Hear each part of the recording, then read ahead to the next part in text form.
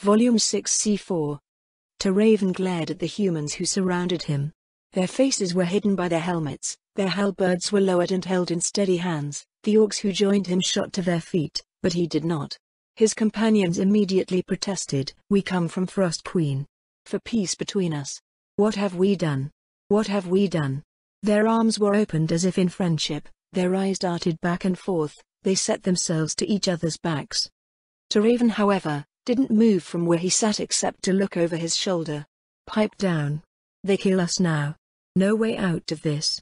They quieted, and he turned his eyes toward the one human he would recognize even with a helmet, the one who rode beside him up to now. "Is there, human?" "No." The human who spoke sounded almost regretful, his head shook very slowly within his helmet. "No, there isn't. Lady Custodio is the ranking officer on site, security of the city falls to her, and these are her orders." "Take off helmet, human." Raven said with a low growl, "Let me see face of man who kills me." The human hesitated, then slowly raised his halberd, rested it against his shoulder, then with both hands, removed his helmet and dropped it into the dust where it fell with a clatter. "Good." Raven said, "Calm, human. I will not fight, no point, not here. This was risk orcs took by choice. We not run from death." He slammed a fist against his chest and twisted to face the human warrior, but Raven dies on his feet. He jumped down and landed with a thud into the dust and took a step forward so that his torso was pressed to the tip of the halberd when it snapped down to the ready. He growled and raised his chin, giving the human a downward sneer of his lip around one tusk. "Go on. Kill," he said, and the rest of the little band of orcs descended from the wagon and lined up in front of it. Not far away, other humans paused to watch. His companions didn't see them, but Raven glanced around. "Humans. Chief Raven of orcs dies here. Chief Raven comes for Frost Queen, for peace with humans. With gifts for Human Queen. You cheer, I see smiles."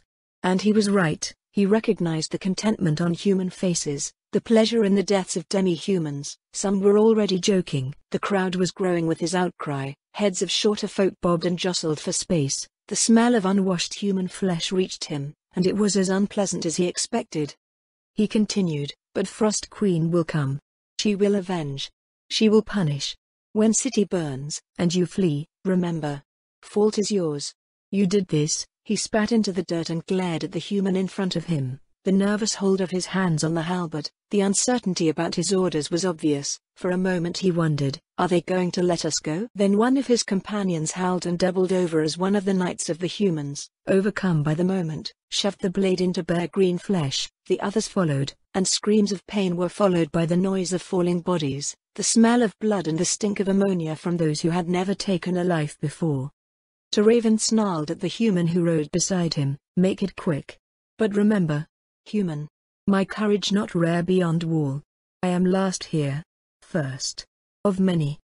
The human knight slowly raised the halberd up to the throat of Raven, and with one swift gesture, he shoved it into the orc throat. Raven tasted his own blood on his tongue and felt the hot wetness of it as it ran out of his throat and down his chest. He stood as long as he could. Then felt his body weaken, wobble, and fall. The falling sensation began with the darkness, and for him, they both went on without stopping. Queen Kalka's sense of frustration grew as she signed off on yet another hanging. Kellett watched the way the queen dabbed the ink, a few too many times. The way she signed the document was with a rushed flourish instead of her careful artistry. Her fingers were white from the force she applied to holding the quill. More than one snapped and lay discarded in a nearby waste bin. "Your Majesty?" Kellett asked with a gentle touch of her hand to the queen's shoulder. "Are you still worried about my sister?" "And a lot more," Queen Kalka said and set the quill down. She rubbed her forehead, giving her a temporary rule over one city's military security while she recovers her former strength is supposed to be a balm. How can she make any serious mistakes? All she has to do is sign things for the soldiers, and train, and send reports that everything is fine. "But?" Kellett prompted and pursed her lips. Then when the queen said nothing, she answered her own question. "You're worried she'll mess things up somehow?" Kalka gave a small nod. "I know she's your sister, but I can't help feel ill at ease. Nothing ever happens that far from the border, but still." She took a deep breath and then let it out just as hard. "I swear, It's almost a relief to be doing this. She ran her hand over the stack of papers. I had no idea my country had become so corrupt. But at least it's been bringing the population back into line. Having corrupt nobles to blame is a big help. But what about the south? A lot can be said there, Your Majesty, Kellett said, swallowed, and began to explain. Ileana ran like the wind and savored the feel of the way the air caught her hair and lifted it behind her. In her hands was a bow of excellent quality.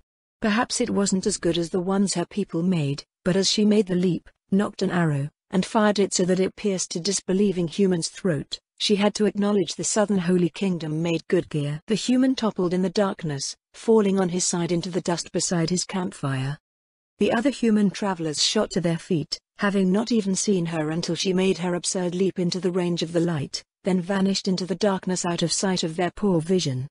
They shouted and shook with fear. Dressed for travel, they were of peasant stock, and hauling nothing more than wood and animals, pelts, meat, and other useful parts intending to sell them.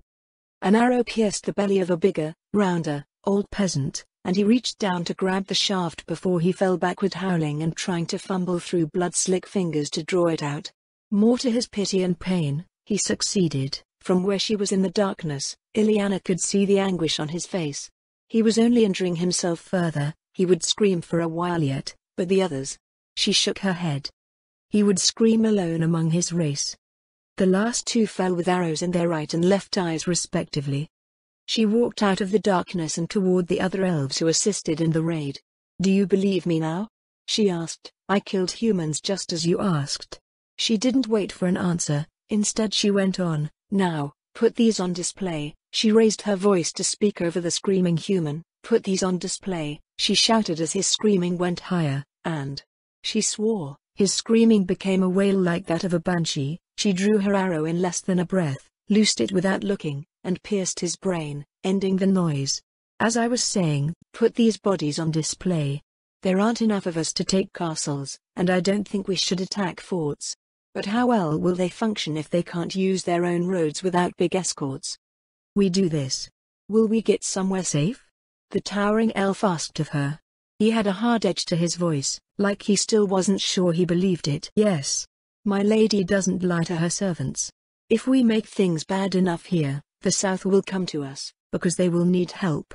All we need to do is make them desperate for us to stop, and wait for them to have a use for us," Ileana said and slung her bow over her back. "Look at it this way. The way north is narrow, right?"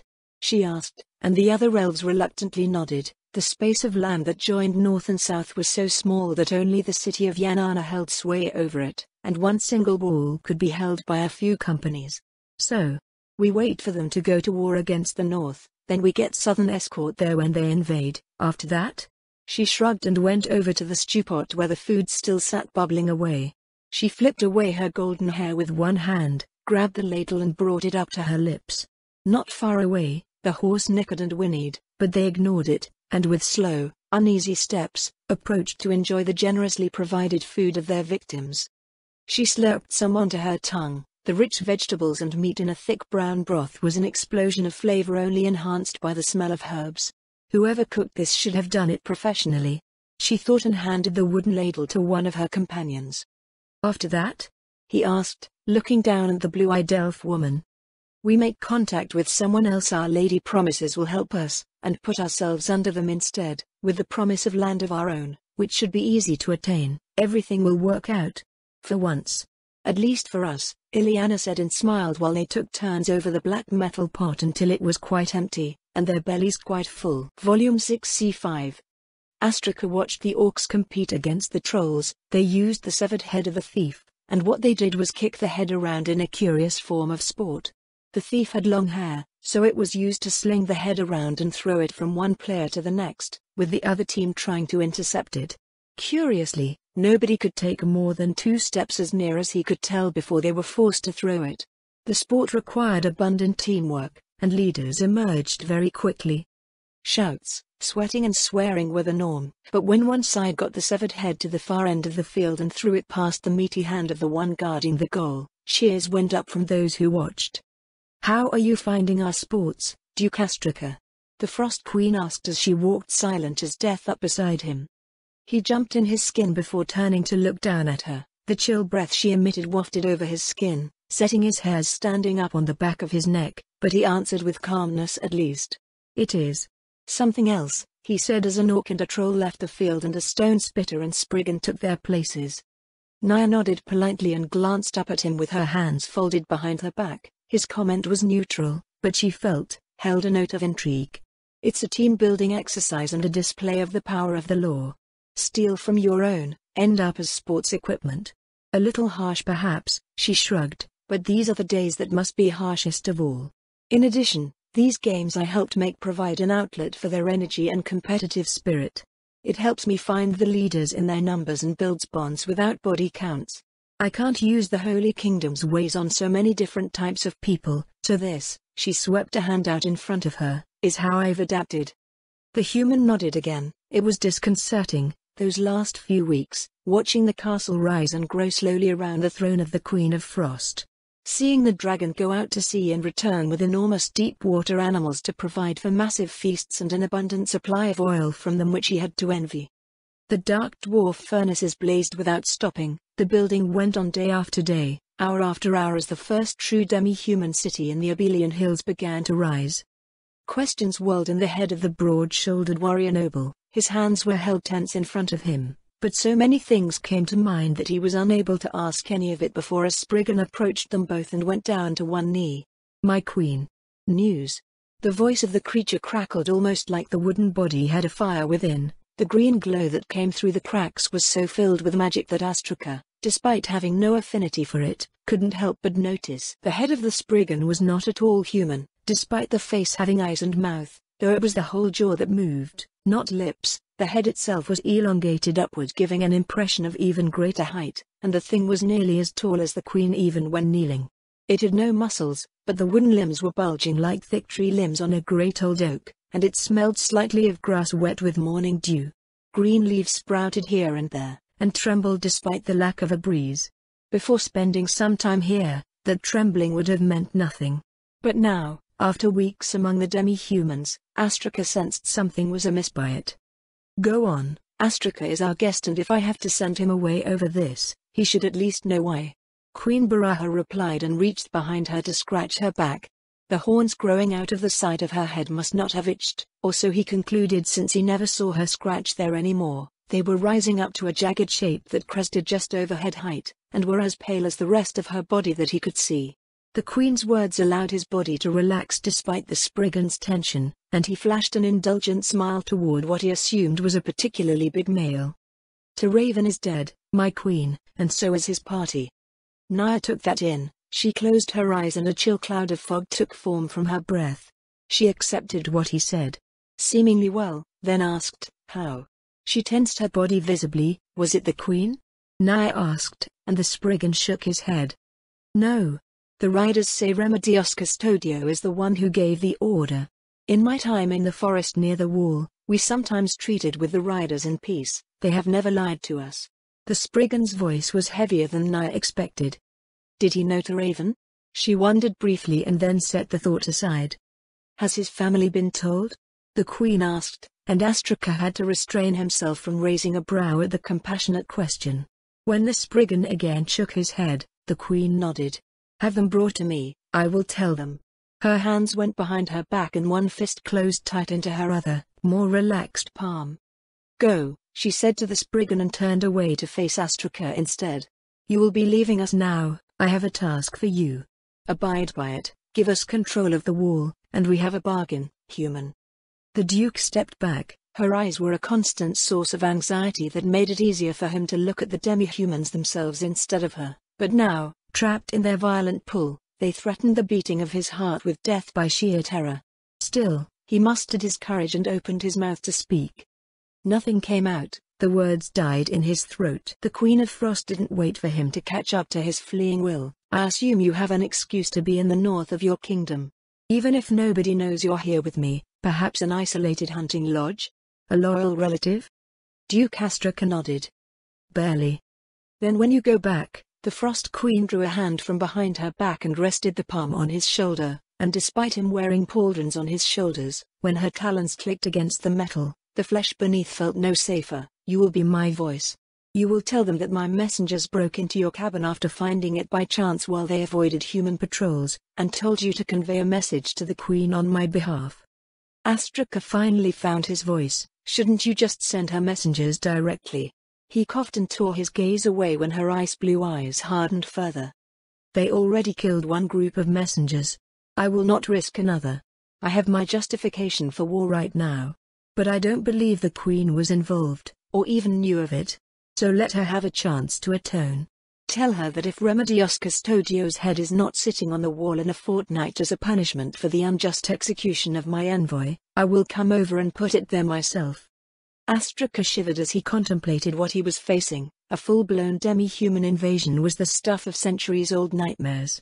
Did I make a massive mistake? He wondered, but as it was, I'm committed. I turned traitor just by being here. There's no other option now but to see it to the end. Aye, yes. Yes, I'll do as you ask, Queen Baraha. I swear it. She will refuse. But I will carry your message. Astraka vowed, and Naya's hand came away from his shoulder and lowered to become an offered hand. Before I was a queen, back when I was a human, I was a soldier, huntress of the wildlands, the Terror Eyes, the successor to the Mad-Eyed Archer. But still, just a soldier. I offer my hand in that spirit. Astraka furrowed his brow. They say the first king was a lucky soldier. I suppose it's true of queens too. He looked down at her hand, wavered a moment, and clasped his into hers. I'll see you on the battlefield. Naya looked away, tilted her head up, and whistled. I'll provide you with an escort past the wall. From there, get going, pass my message by magic or horseback, but I won't be giving the Holy Kingdom a lot of time. So don't waste it, and don't waste the time of the South either. She instructed as Amayalus approached. Get him home, Naya said without giving him a chance to respond. Oh, she added, and try to get my parents to safety. I don't want them used as bargaining chips against me when the Queen learns who I am. Astraka bowed his head, and departed. Volume 6c6. Ines felt his heart pound in his chest when he looked at the gate in front of him. His eyes darted up and down a whirling vortex, the proof of magical skill beyond anything he'd yet to find in this world. In retrospect, I should have been more concerned about using it the first time. I had no idea it would actually work after all. After things have settled down, I need to put Demiurge on to investigating the laws of magic. Ines thought, briefly glad to distract himself from his more immediate concern, which came roaring back an instant later. When I step through, I will see Albedo. It's been quite some time. She is the last floor guardian. Revealing myself to the others, the common maids, the other area guardians, that will be easy compared to this. This is the hardest of all tasks. If only I hadn't done that to her. The guilt weighed heavily on his soul. He could not help but think of Sheltia and her urgent desire to be with him, the longing for an intimate touch that he just couldn't give to her. And knew without a doubt it was 1,000 times worse for Albedo.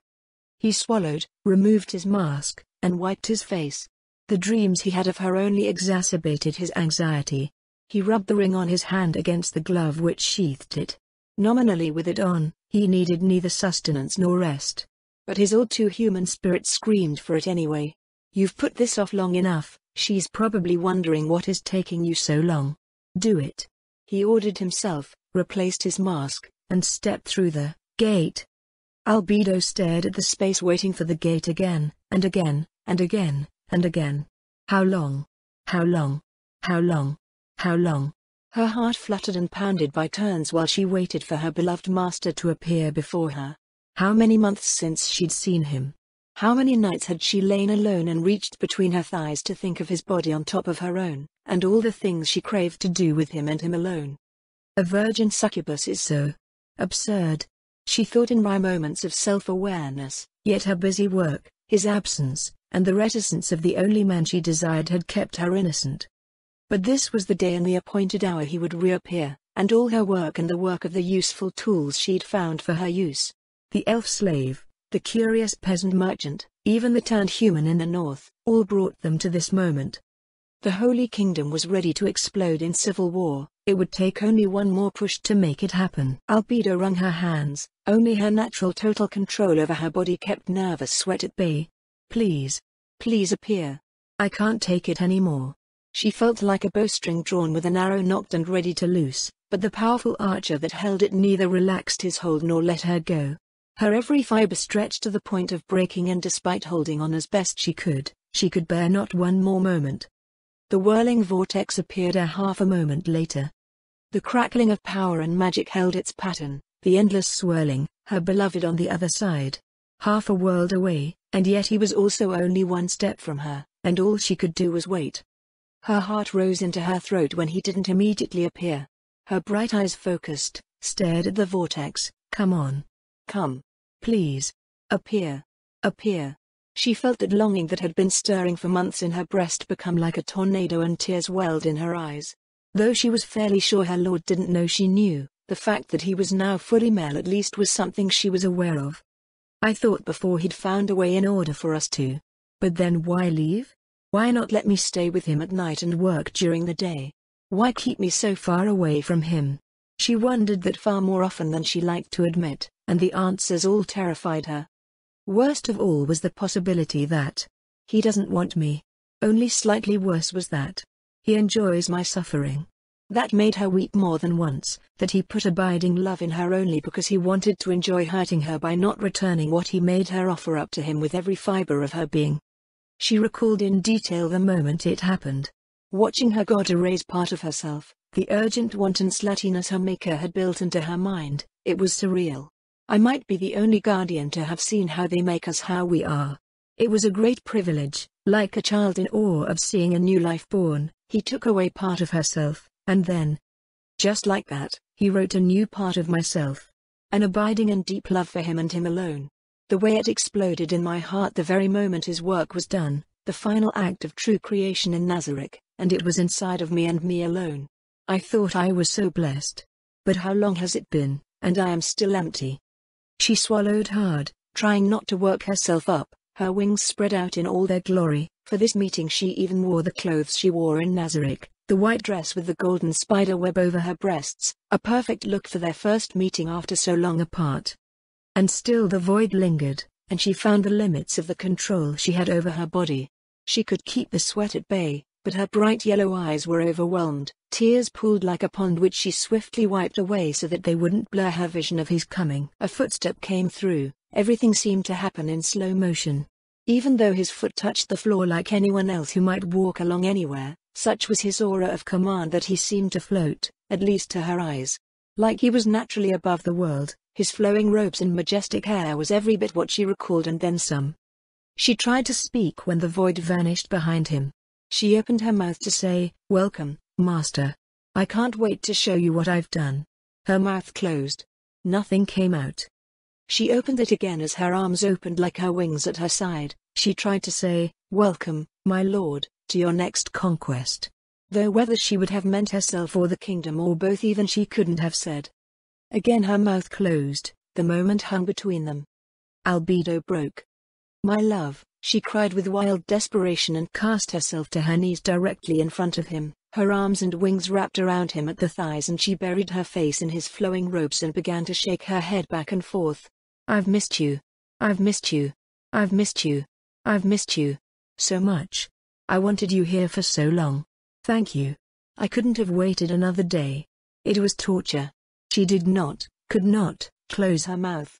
The words tumbled out like water past a bursting dam, casting stone with wild abandon. Ains, for his part, froze. The reality of it all hit him with the force of a volcanic eruption. All this time, he thought while she buried her face in his robes and lost all control over herself, I was thinking of myself and my own fears. This is what I left her to suffer. The child of one of my best friends. I knew she wanted me, but all that entailed, the longing that ate at her, the way it frustrated her, how she must have wondered why he sent her to work so far away and made her stay there to get it all done. Guilt raged through him with the force of a typhoon storm. As conflicted as he was, there was one thing Ainz knew. He loved them all. They are my children. And I hurt one of them. The realization hit him like a punch in the gut, and all he wanted wasn't a kingdom, or an empire, or even his friends. I want her pain to stop. I don't want her to hurt. That much he knew beyond any reason or doubt, and his hands with agonizing slowness went around her to hold onto her back, which he began to stroke. "I'm sorry, Albedo. I'm sorry. I didn't mean to do this to you," he said, and that was all he said, over and over, until she could look up at him again. Volume 6c7. The Queen of Frost sat on her throne holding the sheepskin scroll. Paper was still in short supply unless made by magic, and very few could use the simple spell for it since there had been no real need before. They spent so much time fighting each other that practical things for a civilization just didn't matter. Now here I am changing all that. I shouldn't be annoyed, but... She scratched at her now more ample bone horns. I am. Her pale frost blue skin caught the light of the day and she contemplated it for a moment when she looked away from the scroll's contents. The blood of Olisar Dark had truly marvelous and widespread effects on her body aside from healing what should have been fatal wounds. Naya was anything but displeased with the result. Stronger, faster, able to compete with monsters that were unthinkable for anything less than Remedios herself, the hybrid form the Queen of Frost now had was an absolute joy. She scratched her back, but damn it itches a lot. I wonder if I'm growing wings too. That was a pleasant prospect at least. She refocused on the scroll. The prospect of an alliance with the South was more than a little tempting. I need more knowledge to build a proper kingdom. The Dark Dwarves are helpful, but they are very few and passage through Dark Elf plains is both time-consuming and expensive. I still can't believe I managed to get the demi-humans to even consider something important beyond personal strength. She snorted at that. The power of unity had been on full display from the first time she incorporated a non-Orcish tribe into her forces and managed to start bringing the smaller groups into line. One by one and two by two the others fell accordingly, some by hook, some by crook, others by blade or dragon's breath. But now united, they were still learning to work together.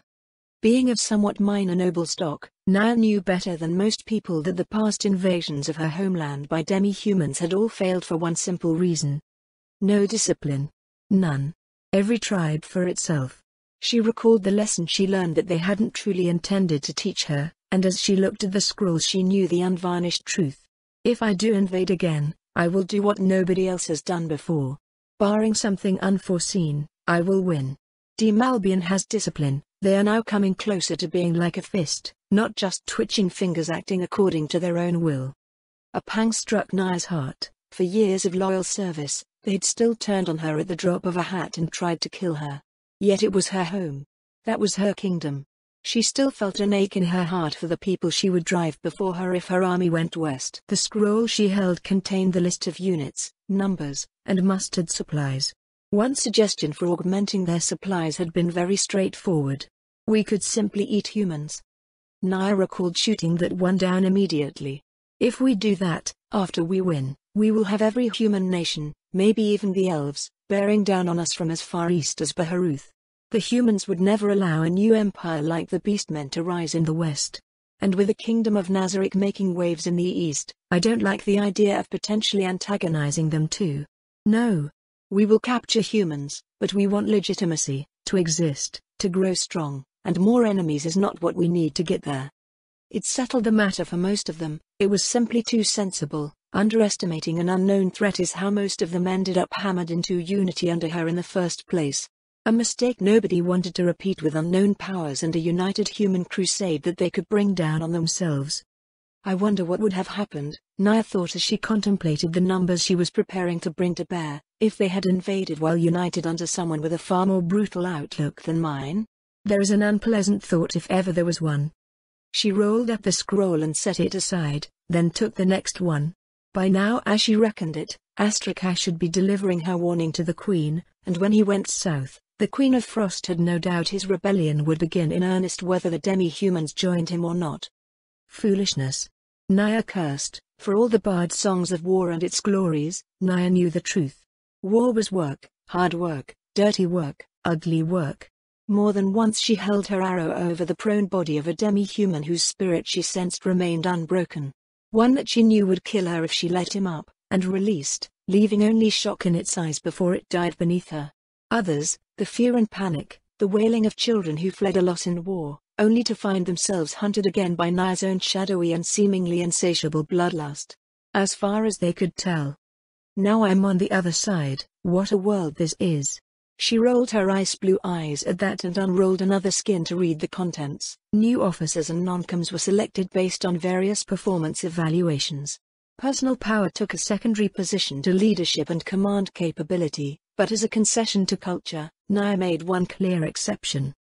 The status of champion of Team Albion would be accorded to tournament victors and top performers, with those who achieved that state, regardless of their race, all put into one single unit directly under her royal command.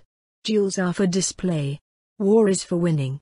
Her private thoughts of that line still not revealed in full, it concentrated the bulk of demi-human combat power directly under her control. They served as her bodyguards at the slowly rising palace, and would serve as the tip of her spear when it came time to take the wall. That thought hit her like lightning out of a clear sky. I'm already thinking they'll force me to go to war. Aren't I? She was. She knew she was. The fanaticism and fearfulness of the Holy Roble Kingdom would leave her with no other choice. I'm the most powerful woman in the Abelian Hills. I have a kingdom and all the tribes are under my command. My dearest friend is a dragon, he's like a brother to me. And despite all of that, despite leaving everything behind, even my parents, I still find myself without a choice, instead being subject to other people's stupid decisions. Nia balled up a fist and slammed it down on the armrest of her throne. A few guards glanced her way from where they stood at the still incomplete walls. The sharp teeth she now had were bared in a snarl, but she waved their looks away and dropped the scroll to take up another from the pile on the little round table beside her throne. There's still so much to do, she thought, and forced herself to focus again.